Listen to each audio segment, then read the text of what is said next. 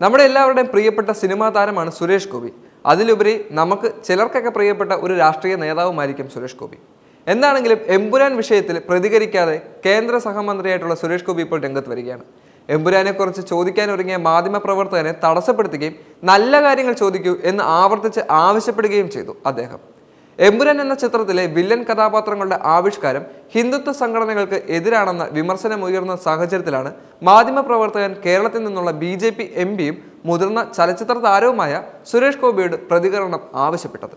Empuraan സിനിമയ്ക്കെതിരെ BJP പരസ്യമായി രംഗത്ത് വന്നില്ലെങ്കിലും വ്യക്തിപരമായ അഭിപ്രായമെന്ന നിലയിൽ BJP നേതാക്കളും പ്രവർത്തകരും RSSും മറ്റ് ഹിന്ദുത്വ സംഘടനകളും ചിത്രത്തിനെതിരെ രംഗത്ത് വരുന്നുണ്ട്.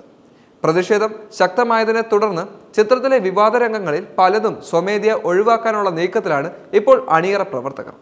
നിർമ്മാതാക്കളുടെ ആവശ്യപ്രകാരമാണ് ഇപ്പോൾ ഈ ആവശ്യം മുന്നോട്ട് വന്നിരിക്കുന്നത്. വിവാദ പരാമർശങ്ങൾ മ്യൂട്ട് ചെയ്യും, ചില രംഗങ്ങൾ ഒഴിവാക്കാനും സാധ്യതയുണ്ട്. ചിത്രം ബുധനാഴ്ചയോടെയാണ് തിയേറ്ററുകളിൽ എത്തുക. മാർച്ച് 27-ന് റിലീസ് ചെയ്ത എമ്പുരാൻ ആദ്യ 2 ദിവസത്തിനുള്ളിൽ ഏകദേശം 100 കോടി ക്ലബിൽ ഇടം പിടിക്കുകയും ചെയ്തു.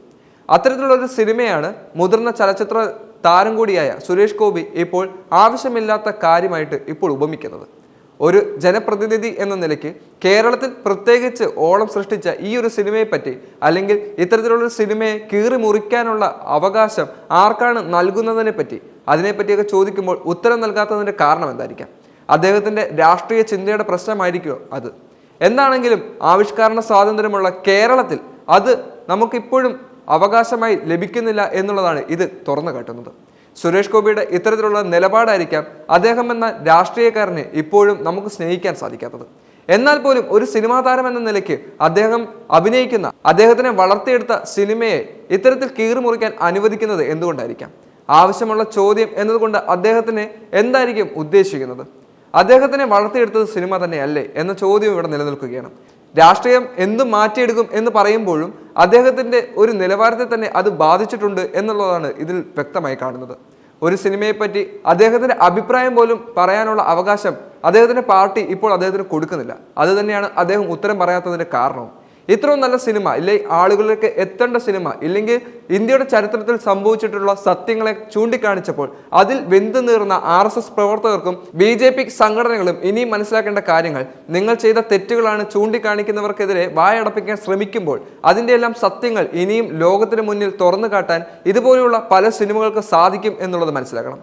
നിങ്ങളെ സപ്പോർട്ട് ചെയ്യുന്ന സിനിമകളെ മാത്രം വാനോളം ഉയർത്തുന്ന നിങ്ങളുടെ നീചമായ പ്രവൃത്തി ഒരിക്കലും മലയാളികൾ അംഗീകരിക്കില്ല.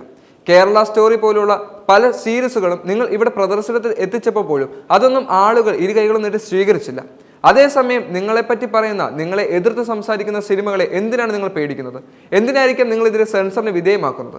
തീർച്ചയായിട്ടും അതിൽ പല സത്യങ്ങളും ഒളിച്ചിരിക്കുന്നുണ്ട്. അതുകൊണ്ട് തന്നെ BJP പ്രവർത്തകരുടെ ഇത്തരത്തിലുള്ള നീചമായ പ്രവൃത്തികൾ നമുക്ക് ഒരിക്കലും സ്വീകരിക്കാൻ സാധിക്കില്ല.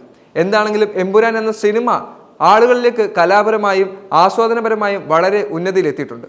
യഥാർത്ഥത്തിൽ നിങ്ങളുടെ രാഷ്ട്രീയം അത് വിളിച്ചു പറയുന്നത് നിങ്ങളെ തന്നെയാണ്. അതുകൊണ്ട് തന്നെ ഇനിയെങ്കിലും അത് മനസ്സിലാക്കി പ്രവർത്തിക്കാൻ ശ്രമിക്കുക.